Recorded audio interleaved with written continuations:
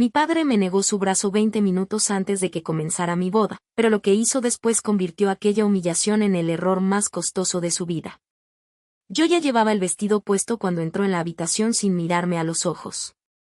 Dijo que no podía acompañarme al altar porque mi matrimonio representaba una traición a la familia y porque no estaba dispuesto a bendecir una decisión que, según él, terminaría avergonzándonos a todos. Mi madre permaneció junto a la puerta con las manos entrelazadas, fingiendo que no había participado en aquella decisión. Mi hermana bajó la mirada y mi tía intentó convencerme de que aplazara la ceremonia para evitar un escándalo. No entendía que había cambiado. 3 días antes, mi padre había confirmado el orden de entrada, había ensayado conmigo y hasta había prometido que aquel momento sería uno de los más importantes de su vida. Ahora me dejaba sola delante de 120 invitados y esperaba que yo aceptara la culpa. Le pregunté qué quería realmente. No respondió. Se limitó a colocar sobre la mesa un sobre con mi nombre y aseguró que, si cruzaba aquel pasillo sin él, perdería mucho más que una ceremonia familiar. Cuando se marchó, abrí el sobre con las manos temblando.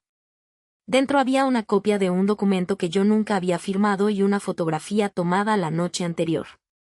En ella aparecía mi prometido entrando en el despacho de mi padre con una carpeta idéntica a la que acababa de dejarme. Creí que ambos me estaban ocultando algo. Entonces llamaron suavemente a la puerta. La persona que esperaba al otro lado no pertenecía a mi familia, pero llevaba 15 años esperando ese momento. Y en sus manos sostenía la prueba de que mi padre nunca había tenido derecho a acompañarme al altar. El hombre que esperaba al otro lado de la puerta era el antiguo administrador de la finca donde crecí. Durante mi infancia había sido la única persona capaz de entrar en el despacho de mi padre sin pedir permiso y salir sin bajar la cabeza. No lo veía desde que cumplí 17 años. Aquella noche hubo una discusión que nadie quiso explicarme. Al día siguiente él desapareció de la propiedad y mi padre prohibió que volviera a mencionarlo. Mi madre afirmó que había cometido una deslealtad grave, aunque nunca supo decirme en qué consistía. Ahora estaba frente a mí con el cabello completamente blanco, un traje sencillo y una carpeta gastada contra el pecho. Miró el sobre que mi padre había dejado sobre la mesa y me pidió que no firmara nada. Después aclaró que mi prometido no había entrado en el despacho para negociar a mis espaldas. Había ido a recuperar unos documentos que mi padre llevaba años escondiendo. Yo quise preguntarle cómo sabía todo aquello, pero las voces del pasillo me recordaron que más de 100 personas esperaban una ceremonia que podía desmoronarse en cualquier momento. Mi relación con mi padre nunca había sido sencilla, aunque tampoco había sido abiertamente cruel. Él sabía ser generoso cuando esa generosidad podía verse. Pagaba cenas familiares, organizaba celebraciones y repetía que todo lo que construía era para sus hijas. A cambio esperaba obediencia. Mi hermana aprendió pronto a ofrecerle la versión de sí misma que él quería. Estudió lo que le recomendó, trabajó en la empresa familiar y aceptó que él revisara cada decisión importante. Yo, en cambio, había pasado años intentando ganarme su aprobación sin entregar por completo mi vida. Estudié restauración de edificios porque me interesaban las casas antiguas, aunque mi padre insistía en que debía ocuparme de los eventos de la finca. La propiedad llevaba generaciones en la familia de mi madre y se había convertido en un negocio rentable de bodas, reuniones y celebraciones privadas. Yo trabajé allí durante casi una década. Me encargaba de restauraciones, proveedores y permisos. También resolvía problemas que mi padre prefería ocultar hasta que alguien más se responsabilizara. Aún así, él me presentaba como una hija que ayudaba de vez en cuando. Cuando conocí a mi prometido, yo supervisaba la reparación de una parte antigua del edificio. Él colaboraba con la empresa encargada de revisar la estructura y fue la primera persona que trató mis decisiones como algo más que sugerencias. Nuestra relación avanzó despacio. Mi padre lo recibió con cortesía, pero nunca con afecto. Decía que respetaba su trabajo y luego cuestionaba cada uno de sus ingresos. Preguntaba por su familia, sus deudas y sus planes como si realizara una investigación comercial. Mi madre intentaba suavizar aquellas conversaciones afirmando que mi padre solo quería protegerme. Yo también lo creí durante un tiempo. El conflicto comenzó cuando anunciamos que queríamos casarnos en la finca. Mi padre sonrió delante de todos y aseguró que sería un honor. Después, en privado, explicó que la celebración debía ajustarse a sus condiciones porque el lugar pertenecía a la familia y no podía utilizarse como si fuera una propiedad personal. Acepté casi todo. Permití que eligiera parte de los invitados. Cambié la fecha para adaptarla al calendario del negocio y soporté que modificara detalles que yo ya había decidido. Me convencí de que ceder en cosas pequeñas evitaría conflictos mayores. Mi prometido notó antes que yo que cada concesión generaba una nueva exigencia. Primero mi padre quiso revisar nuestro presupuesto. Después pidió una copia del acuerdo sobre nuestras cuentas futuras. Finalmente sugirió que mi prometido firmara un documento donde reconociera que jamás tendría derecho sobre la finca ni sobre los ingresos relacionados con ella. Aquella petición me pareció excesiva, pero no completamente absurda. Yo sabía que mi padre desconfiaba de cualquiera que pudiera alterar el equilibrio familiar. Mi prometido aceptó revisar el documento con calma. Eso enfureció a mi padre. Esperaba una firma inmediata como prueba de respeto. Cuando no la obtuvo, comenzó a insinuar que mi futuro esposo estaba interesado en algo más que en mí. Mi madre repetía esas sospechas con una voz más suave. Me preguntaba por qué él hacía tantas preguntas sobre la propiedad y por qué quería consultar documentos antiguos antes de firmar. Yo discutí varias veces con él por ese motivo. Le reproché que estuviera convirtiendo nuestra boda en una investigación. Él me respondió que no buscaba quedarse con nada, sino asegurarse de que yo supiera que estaba entregando. Aquella frase me molestó porque sonaba como si creyera que yo no entendía a mi propia familia. Durante las últimas semanas antes de la ceremonia, mi padre se mostró especialmente atento. Ensayó conmigo la entrada, habló de lo orgulloso que estaba y prometió que después de la boda podríamos reorganizar mi lugar dentro de la empresa. Al mismo tiempo, comenzaron a ocurrir detalles difíciles de explicar. Una empleada me preguntó si era cierto que dejaría de trabajar en la finca después de casarme. Un proveedor recibió instrucciones para enviar todas las facturas directamente a mi padre. Mi acceso a ciertos archivos dejó de funcionar y nadie supo decirme por qué. Cuando pregunté, mi padre aseguró que estaban actualizando el sistema. Mi hermana me recomendó que no buscara problemas en vísperas de mi boda. Según ella, yo tenía la costumbre de interpretar cualquier cambio como una amenaza. Esa acusación logró que dudara de mí misma. La noche anterior a la ceremonia vi a mi prometido salir de la zona de oficinas. Llevaba una carpeta y parecía preocupado. Cuando pregunté qué hacía allí, respondió que estaba resolviendo el último asunto relacionado con el documento que mi padre quería que firmara. No me contó más. Yo estaba cansada, nerviosa y molesta porque ambos parecían tratarme como si no pudiera soportar la verdad. Le pedí que no convirtiera nuestra boda en una batalla contra mi familia. Él aceptó guardar silencio hasta después de la ceremonia.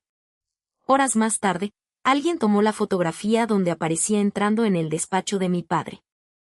La imagen no mostraba quién le había abierto ni por qué llevaba aquella carpeta. Mi padre la utilizó para hacerme creer que existía un acuerdo secreto entre ellos. El antiguo administrador me explicó que mi prometido lo había localizado semanas antes porque encontró su nombre en varios registros antiguos de la finca. Quería entender por qué ciertos documentos aparecían incompletos y por qué mi padre se negaba a entregar copias auténticas. Le pregunté por qué él había aceptado regresar precisamente el día de mi boda.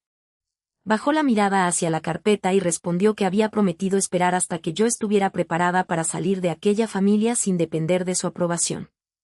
No entendía quién le había hecho esa promesa. Entonces sacó una fotografía antigua.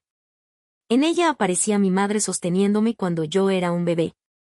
A su lado estaba el administrador, mucho más joven, y detrás de ambos se veía una mujer cuyo rostro había sido cortado de la imagen. Reconocí el vestido porque existía otra copia de aquella fotografía en casa de mis padres. En la versión que yo conocía, el espacio vacío estaba ocupado por mi padre. El administrador colocó ambas imágenes sobre la mesa. La fotografía familiar había sido modificada muchos años antes de que existieran los programas que yo conocía. El rostro de mi padre había sido añadido sobre el cuerpo de otra persona. Le pregunté quién era el hombre original. Antes de responder, abrió la carpeta y me entregó un documento firmado por mi madre pocos días después de mi nacimiento. El nombre que aparecía en la línea destinada al padre no era el del hombre que acababa de negarse a acompañarme al altar. El nombre del documento pertenecía a un arquitecto llamado Julián Ortega. Yo conocía ese apellido porque aparecía grabado en una placa de piedra junto al ala más antigua de la finca. Durante toda mi vida me habían explicado que se trataba del profesional que dirigió una restauración antes de que yo naciera. Nunca me dijeron que había sido socio de mi madre ni que ambos habían proyectado convertir la propiedad en un centro dedicado a conservar edificios históricos. El antiguo administrador me mostró fotografías, contratos y cartas ordenadas por fecha. Julián no había sido un empleado ocasional. Había invertido sus ahorros, diseñado las primeras reformas y conseguido permisos que permitieron abrir la finca al público. También había mantenido una relación con mi madre. Yo nací cuando aquel proyecto apenas comenzaba. El hombre al que siempre llamé padre apareció meses después, cuando Julián ya no podía defender su lugar dentro de la familia. Pregunté por qué no estaba allí para explicármelo. El administrador tardó en responder porque la respuesta no cabía dentro de una frase sencilla. Julián había muerto en un accidente de carretera cuando yo tenía menos de 1 año. Mi madre quedó sola, con una propiedad llena de deudas y una hija pequeña. Mi padre trabajaba entonces como asesor financiero del proyecto y se ofreció a reorganizar las cuentas. Poco después se casaron.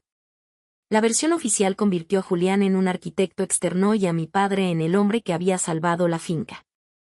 Las fotografías fueron alteradas, algunos contratos desaparecieron y mi partida de nacimiento se modificó durante un proceso que mi madre siempre presentó como una corrección administrativa. El documento que sostenía no era una copia oficial del registro actual. Era la declaración original que mi madre había firmado en el hospital.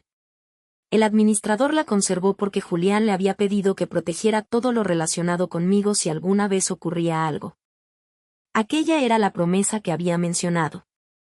No había esperado 15 años para revelar un secreto romántico. Había esperado porque mi padre lo amenazó con acusarlo de robar dinero de la finca cuando intentó entregarme los documentos siendo yo adolescente. La noche de su desaparición, yo había escuchado una discusión desde la escalera. Recordaba a mi padre gritando que nadie destruiría a su familia por una historia enterrada. Al día siguiente me dijeron que el administrador había traicionado nuestra confianza. En realidad, había intentado enseñarme una copia del testamento de Julián. El documento establecía que su participación en la finca debía pasar a mí cuando cumpliera 25 años. Hasta entonces, mi madre administraría aquella parte únicamente para cubrir mi educación y mantener la propiedad. Yo había cumplido 30 hacía poco. Nunca recibí una sola notificación sobre esa participación.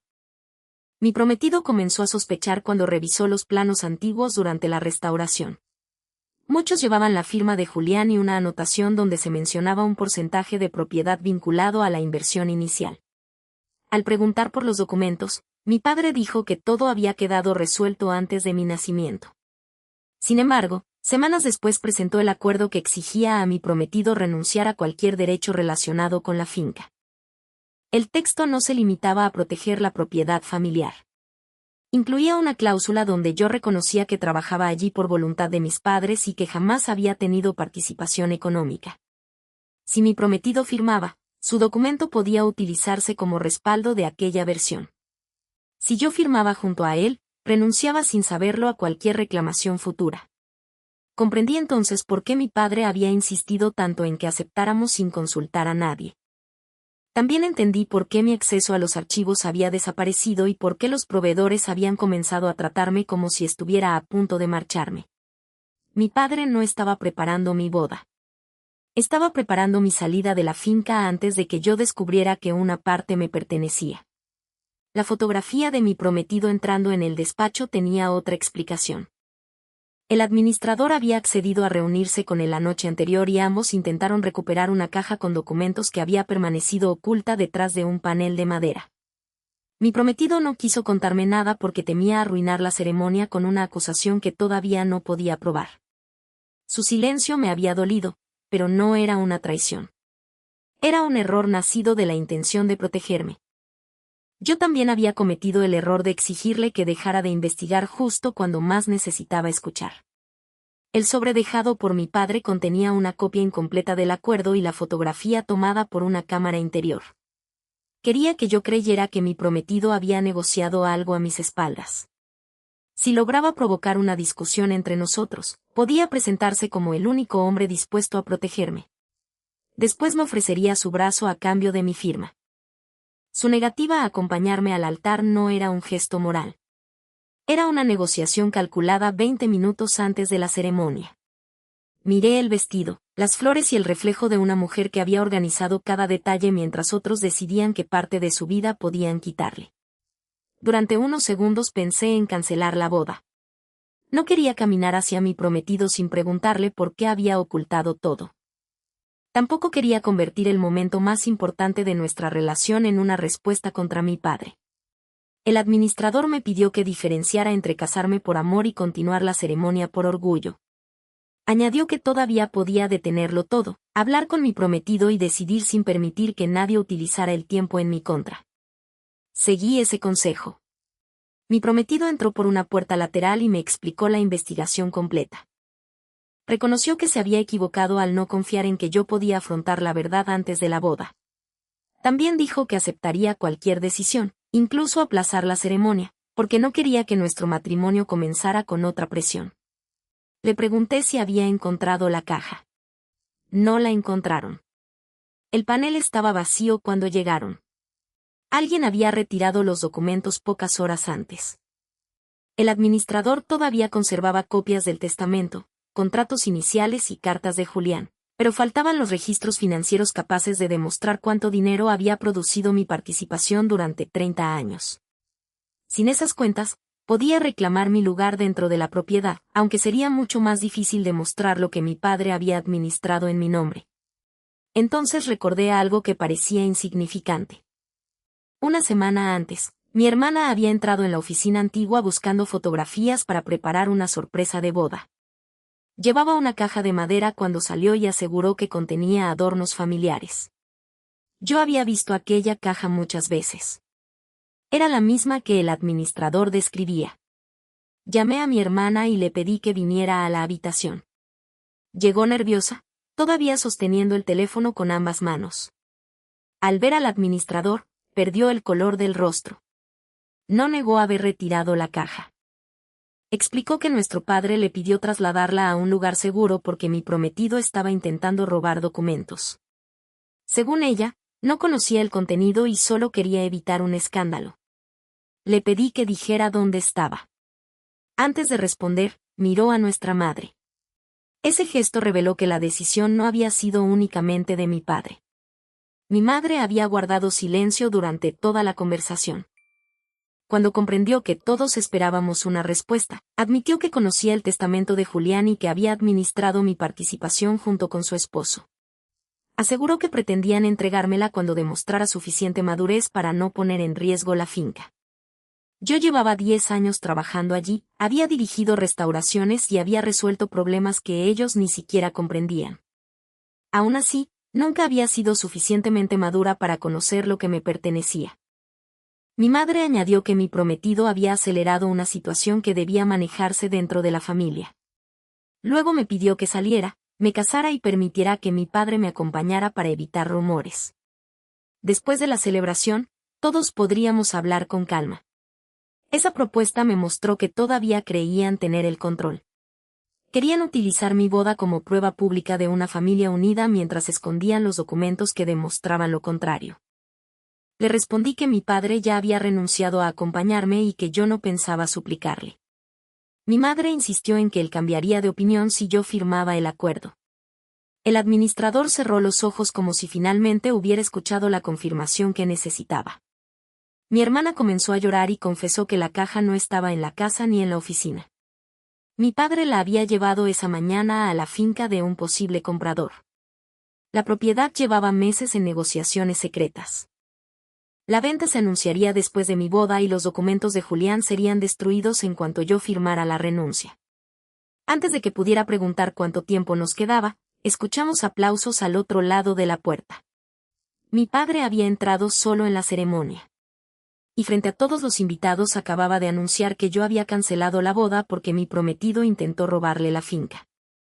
Salí de la habitación antes de que mi madre pudiera detenerme y avancé hacia la ceremonia con el velo recogido entre las manos. Mi hermana caminaba detrás de mí, todavía llorando, mientras el antiguo administrador y mi prometido buscaban una entrada lateral para evitar que mi padre los expulsara antes de que yo pudiera hablar. Al llegar al salón, vi a los invitados sentados frente a un altar vacío. Mi padre permanecía en el centro del pasillo con una expresión grave y protectora. Había convertido mi ausencia en una representación donde él aparecía como la víctima de un hombre ambicioso y como el padre dispuesto a salvar a su hija de un matrimonio equivocado. Algunas personas me miraron con compasión. Otras observaron a mi prometido cuando entró detrás de mí, como si ya hubieran decidido que era culpable. Mi padre intentó acercarse, pero levanté una mano y pedí que nadie abandonara el salón. Expliqué que la boda no estaba cancelada y que el único problema era una mentira que llevaba 30 años creciendo dentro de aquella familia. Mi madre apareció junto a la puerta y me hizo una señal para que callara. Mi hermana se colocó a su lado, aunque esta vez no bajó la mirada. Mi padre aseguró que yo estaba alterada y que mi prometido había aprovechado los nervios de la ceremonia para manipularme. Después pidió que los invitados regresaran a la recepción mientras él solucionaba el asunto en privado. Yo sabía que eso era exactamente lo que necesitaba. En privado podía negar, amenazar y separar a cada persona hasta recuperar el control. Delante de todos tendría que responder a una historia completa. Pedí al antiguo administrador que mostrara la declaración original de mi nacimiento, el testamento de mi padre biológico y los contratos iniciales de la finca. No afirmé que aquellos documentos resolvieran por sí solos la disputa. Expliqué que demostraban algo más importante en ese momento. Mi padre había ocultado durante décadas que una parte de la propiedad había sido reservada para mí. Él respondió que los papeles carecían de validez y que el antiguo administrador había sido despedido por apropiarse de archivos privados. Sin embargo, no pudo explicar por qué el documento que quería obligarme a firmar incluía una renuncia a derechos que, según él, nunca habían existido. Mi prometido mostró una copia del acuerdo. El texto aparecía marcado en las cláusulas donde yo reconocía no haber tenido participación económica. Aceptaba abandonar cualquier reclamación futura y autorizaba que la administración familiar siguiera utilizando los ingresos sin rendirme cuentas. Los invitados dejaron de observarlo a él y comenzaron a mirar a mi padre. Mi madre intentó intervenir afirmando que aquel documento solo protegía la finca de posibles conflictos matrimoniales. Yo le pregunté por qué también eliminaba mis derechos personales si su única preocupación era impedir que mi esposo reclamara algo. No encontró una respuesta que pudiera decir delante de todos.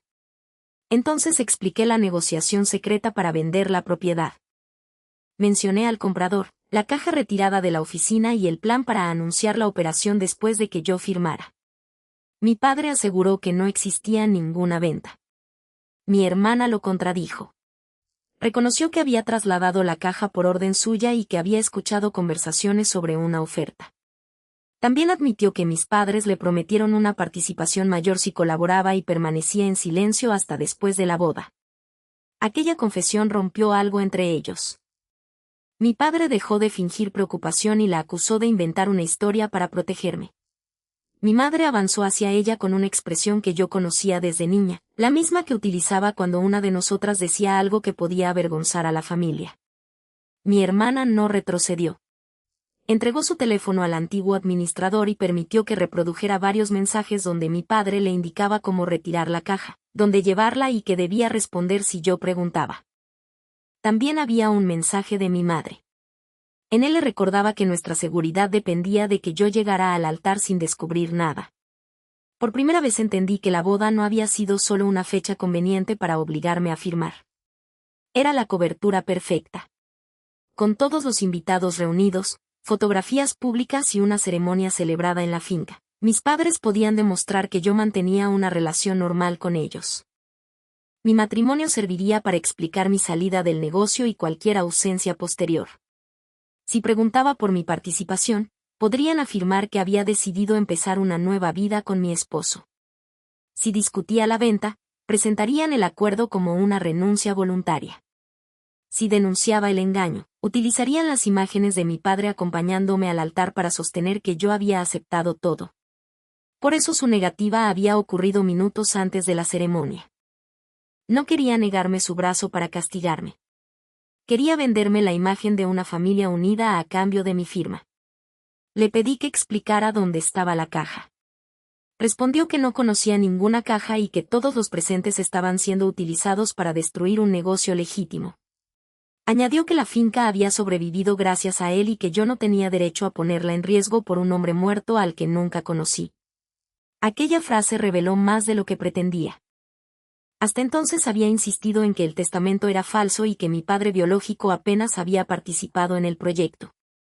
Ahora reconocía que existía y que su legado representaba una amenaza. El antiguo administrador abrió otra carpeta. Dentro había copias de transferencias realizadas desde una cuenta vinculada a la participación que debía pertenecerme. Durante años, parte de los ingresos de la finca había sido desviada hacia empresas controladas por mi padre. No eran registros completos, pero mostraban cantidades, fechas y conceptos. Algunas transferencias coincidían con la compra de la casa de mis padres. Otras con la ampliación de la empresa y con los estudios de mi hermana. También aparecían pagos que supuestamente cubrían mi educación, aunque yo había trabajado durante esos años y pagado gran parte de mis gastos con mi propio salario. Mi padre había utilizado mi herencia para construir la imagen del proveedor generoso. Después me había convencido de que todo lo que recibía era un favor. Yo había pasado años agradeciendo dinero que salía de mi propia participación. No levanté la voz cuando le pregunté cuánto había ganado la finca desde que cumplí 25 años. Tampoco exigí una cifra delante de los invitados. Informé que solicitaría una revisión independiente de las cuentas, que detendría cualquier venta hasta aclarar la propiedad y que no firmaría ningún documento preparado por él. Mi padre respondió que yo no tenía autoridad para detener nada. El administrador señaló que la oferta de compra exigía una declaración completa de propietarios y beneficiarios. Si el comprador sabía que existía una disputa documentada, no podría continuar como si todo perteneciera únicamente a mis padres. Mi prometido ya había enviado una notificación al representante del comprador. No se trataba de destruir la finca. Se trataba de impedir que fuera vendida antes de que yo pudiera defender mis derechos. Mi padre perdió el control en ese momento. Me acusó de haber preparado una emboscada durante mi propia boda y afirmó que mi prometido me abandonaría en cuanto obtuviera acceso al dinero. También dijo que el antiguo administrador llevaba años esperando vengarse porque había sido expulsado de una propiedad que no le pertenecía. Yo le respondí que ninguno de ellos recibiría control sobre mi participación. Ni mi prometido, ni el administrador, ni él. Solicitaría una gestión independiente y tomaría decisiones solo después de revisar cada cuenta. Aquella respuesta eliminó su última defensa. Ya no podía fingir que un hombre me estaba manipulando para apoderarse de la finca. Yo no estaba entregando el control a nadie. Lo estaba recuperando. Mi madre se acercó y pidió que termináramos la discusión antes de arruinar definitivamente la ceremonia. Aseguró que todavía podíamos entrar juntos, sonreír para las fotografías y resolver el resto después. La miré mientras los invitados permanecían en silencio. Durante toda mi vida ella había tratado la apariencia como si fuera una forma de paz. Comprendí que su mayor temor no era perder la finca ni el matrimonio. Era que otras personas vieran lo que había protegido para conservar ambos. Le dije que la ceremonia continuaría, pero que ninguno de mis padres tendría un lugar especial en ella. Mi padre sonrió con desprecio y preguntó quién pensaba acompañarme al altar después de convertir a toda la familia en enemiga. No tuve que buscar una respuesta. El antiguo administrador se acercó despacio y me ofreció su brazo. No intentó ocupar el lugar de mi padre biológico ni presentarse como alguien que había criado a una hija ausente. Solo era el hombre que había conservado mi historia cuando todos los demás intentaron borrarla. Acepté. Mi prometido regresó al frente y la ceremonia comenzó sin mis padres a nuestro lado. Mi hermana permaneció sentada entre los invitados, con el teléfono todavía en las manos. Mi madre salió del salón antes de que termináramos. Mi padre se quedó de pie junto a la última fila, observando cómo yo avanzaba sin necesitar su permiso. Creí que aquella era la consecuencia que más le dolería. Me equivocaba. Cuando llegué al altar, El representante del comprador entró en el salón acompañado por 2 personas y pidió hablar conmigo antes de que firmáramos el acta matrimonial. Llevaba la caja de madera que mi hermana había retirado de la oficina. Mi padre no la había entregado para destruirla. La había utilizado como garantía de la venta. Dentro estaban los registros financieros originales, las cartas de mi padre biológico y un documento firmado por mi madre la semana anterior. Ese documento no autorizaba únicamente la venta de la finca. Declaraba que yo conocía la operación, aceptaba renunciar a mi participación y había recibido una compensación millonaria. La firma parecía idéntica a la mía. Sin embargo, lo que dejó a todos inmóviles no fue la falsificación. Fue el nombre de la persona que aparecía como testigo. Mi prometido. Mi prometido no intentó negar que aquella firma era suya. La reconoció en cuanto vio el documento y admitió que había firmado una página la noche anterior, cuando entró en el despacho de mi padre para recuperar los registros antiguos. Según explicó, mi padre había exigido que dejara constancia de que recibía copias confidenciales relacionadas con la finca. No había firmado como testigo de mi renuncia. Había firmado un recibo. Mi padre había colocado esa última página debajo de otro documento, conservando la fecha y la firma para hacer parecer que mi prometido había presenciado una compensación que jamás existió. La explicación era posible, pero yo ya había escuchado demasiadas versiones construidas para protegerme de la verdad. Le pregunté por qué no me había contado que firmó algo durante aquella reunión. Reconoció que sintió vergüenza. Había criticado durante meses mi confianza en mi familia y luego había cometido el mismo error al aceptar una página sin conservar inmediatamente una copia completa. Cuando comprendió que mi padre no pensaba entregarle los archivos prometidos, fotografió el documento con el teléfono antes de abandonar el despacho. La fotografía seguía allí. En ella aparecía su firma al final de un texto breve donde únicamente confirmaba haber recibido información sobre documentos históricos. La parte superior de la página tenía una referencia distinta de la que aparecía en la supuesta renuncia. También se veía el borde de la mesa y un reloj que permitían situarla en la noche anterior. Aquella imagen no solucionaba por sí sola todo lo ocurrido, pero demostraba que la versión presentada al comprador había sido modificada después de la firma. El representante pidió suspender cualquier conversación sobre la venta hasta que una revisión independiente aclarara el origen de cada documento. También confirmó que ninguna compensación millonaria había sido transferida a mi nombre. La cifra solo existía dentro del contrato preparado por mis padres. Mi madre dejó de hablar de proteger a la familia cuando comprendió que la caja ya no estaba bajo su control. Admitió que había firmado la declaración donde aseguraba que yo conocía la operación, aunque afirmó que mi padre le prometió que yo aceptaría después de la boda. Según ella, la compensación no era una mentira porque pensaban entregarme una cantidad cuando la venta terminara. Le pregunté cómo podía aceptar un pago que nunca conocí a cambio de una participación cuya existencia me habían ocultado. Respondió que la finca debía permanecer unida y que mi matrimonio podía complicarlo todo. Su idea de unidad consistía en decidir por mí, borrar el nombre de mi padre biológico y convertir mi trabajo en una deuda que nunca terminaría de pagar. Mi padre intentó marcharse con la caja, pero el representante se negó a entregársela. Los documentos habían sido presentados como garantía de una operación comercial y debían conservarse intactos hasta aclarar la disputa. Aquella tarde no hubo venta. Tampoco hubo fotografías familiares fingiendo que nada había ocurrido. Yo podía haber continuado la ceremonia inmediatamente, pero no quise convertir mi matrimonio en el último acto de una confrontación.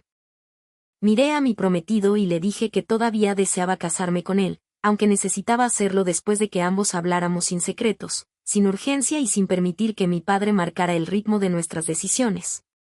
Él aceptó sin protestar. Los invitados recibieron comida, música y una explicación sencilla. La ceremonia se aplazaba por un asunto familiar que requería atención. Algunas personas se marcharon. Otras se quedaron porque comprendieron que el día ya no necesitaba parecer perfecto para conservar su dignidad. Yo me quité el velo, guardé el vestido y pasé las siguientes horas reuniendo copias, nombres y fechas. El antiguo administrador permaneció a mi lado, pero no tomó decisiones por mí. Me entregó todos los documentos que había conservado y explicó que podía demostrar personalmente. No quería convertirse en otro hombre que usara mi historia para reclamar autoridad. Durante los meses siguientes, una revisión externa reconstruyó la propiedad y las cuentas de la finca. Confirmó que la participación de Julián había producido ingresos durante años y que mis padres los habían administrado sin informarme cuando ya tenía edad suficiente para decidir. Parte del dinero se había invertido legítimamente en reparaciones y mantenimiento. Otra parte había financiado gastos personales, compras familiares y operaciones que nunca fueron consultadas conmigo. No reclamé cada cantidad como si toda inversión hubiera sido un robo. La finca necesitaba recursos para sobrevivir y yo también me había beneficiado indirectamente de algunas decisiones. Exigí algo más difícil. Pedí una rendición clara de cuentas, la restitución de mi participación y la devolución de los fondos utilizados para fines personales sin relación con la propiedad. La negociación se volvió larga y desagradable. Mi padre seguía afirmando que sin su trabajo no quedaría nada que repartir. Eso era parcialmente cierto. Había contribuido a mantener y ampliar el negocio. Lo que se negaba a aceptar era que su esfuerzo no le otorgaba derecho a borrar el de Julián, apropiarse de mi herencia ni falsificar mi consentimiento.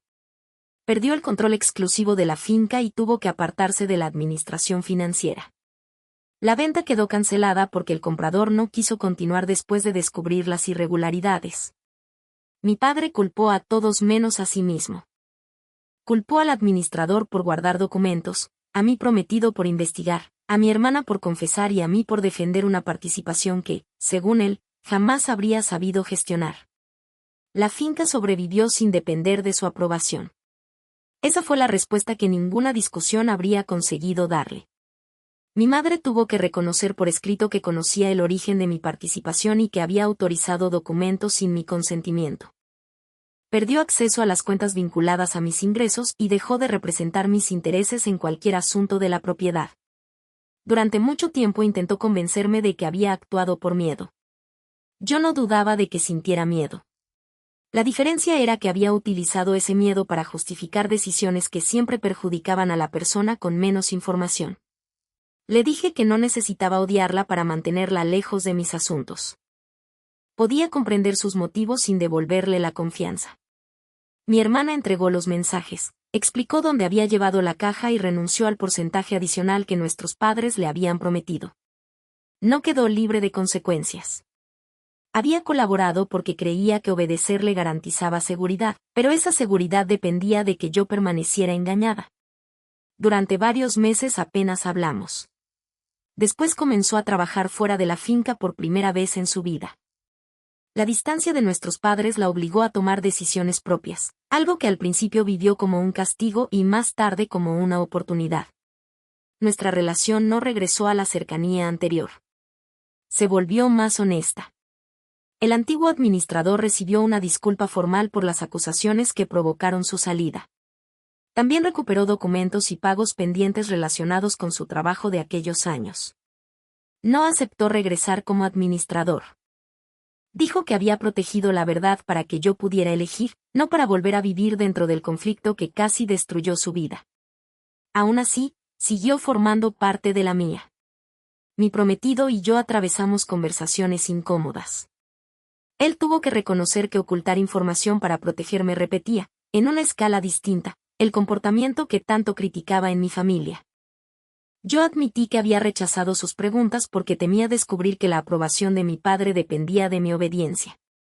No convertimos aquellas confesiones en una prueba de amor. Las convertimos en nuevas reglas. Ninguno de los dos firmaría documentos importantes sin que el otro supiera exactamente qué ocurría. Ninguno investigaría un problema que afectara a ambos mientras fingía que todo estaba bien.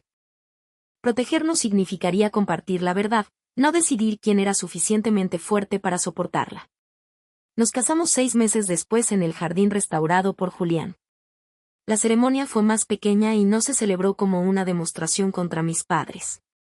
Invitamos a quienes habían respetado nuestros límites y dejado de exigir que la reconciliación fuera el precio de la tranquilidad. Mi madre recibió una invitación como invitada, sin funciones especiales. Decidió no asistir porque consideraba humillante ocupar un lugar común. Mi padre no fue invitado. Había dejado claro que solo aceptaba participar si podía recuperar el papel que perdió. Yo ya no necesitaba ofrecerle un escenario para demostrar que era mi padre. Cuando llegó el momento de avanzar hacia el altar, el antiguo administrador volvió a ofrecerme su brazo. Esta vez no lo acepté porque me faltara alguien. Lo acepté porque yo lo había elegido. Caminamos despacio mientras él llevaba en el bolsillo una pequeña fotografía de Julián que había permanecido guardada durante 30 años. No intentó reemplazarlo ni apropiarse de aquel momento. Simplemente acompañó a la hija de su amigo hasta el lugar donde comenzaba una vida decidida por ella misma. Mi mayor victoria no fue impedir la venta ni recuperar el dinero. Fue dejar de medir mi valor por el lugar que mi padre estaba dispuesto a concederme. Él creyó que negarme su brazo me dejaría inmóvil frente a todos. En realidad, me obligó a mirar alrededor y reconocer a las personas que habían estado sosteniendo mi historia cuando él intentaba borrarla. A veces la familia no es quien exige el derecho de caminar a tu lado. Es quien conserva la verdad, respeta tu elección y sabe acompañarte sin decidir el rumbo. ¿Ustedes habrían permitido que mi padre regresara después de todo lo ocurrido, o también habrían elegido caminar hacia una nueva vida sin esperar su aprobación?